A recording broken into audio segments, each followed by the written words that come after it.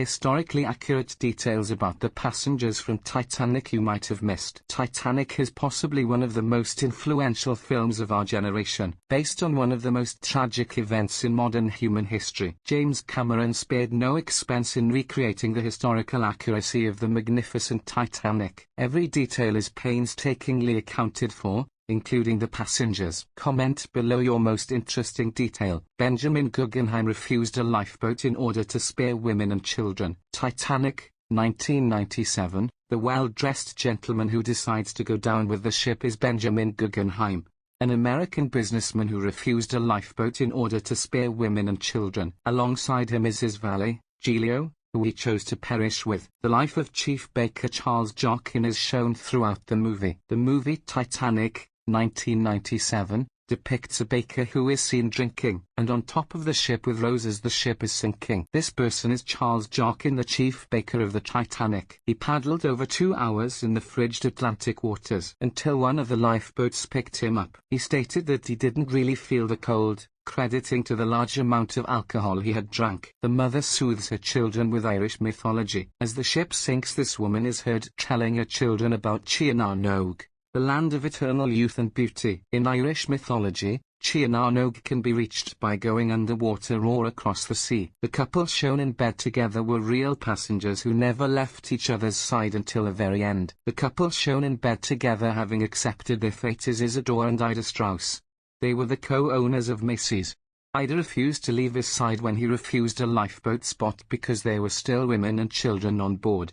They were last seen walking arm in arm together. One of the officers on board the Titanic went on to serve in World War I and World War II. The character of Mr. Dawson in Dunkirk, 2017, was actually based on a real person named Charles Lightroller, who happened to be the second officer on board the RMS Titanic and was portrayed in the 1997 film.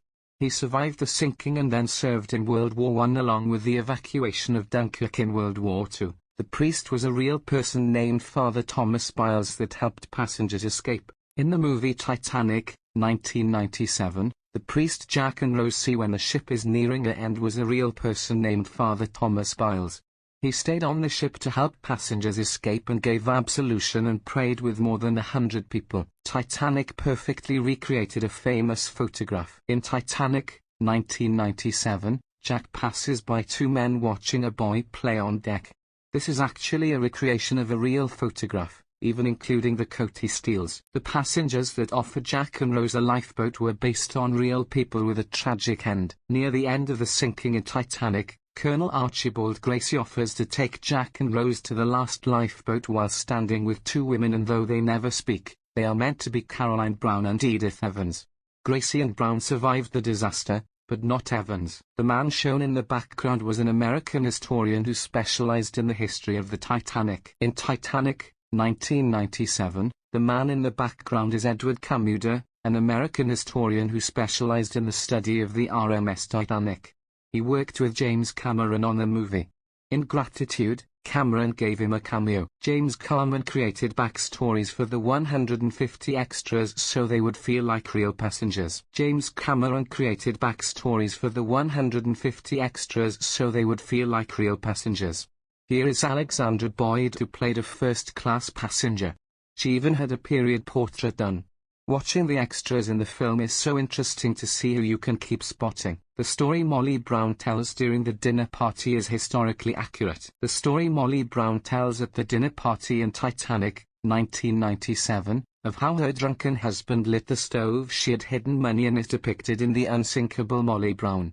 1964, The Unsinkable Molly Brown is a musical comedy about her own rags to riches story. This scene pays homage to a similar scene from 1958's A Night to Remember. In Titanic, Victor Garber, realizing that the ship he has designed is lost, muses over how much time they have left in the ship's grand stateroom.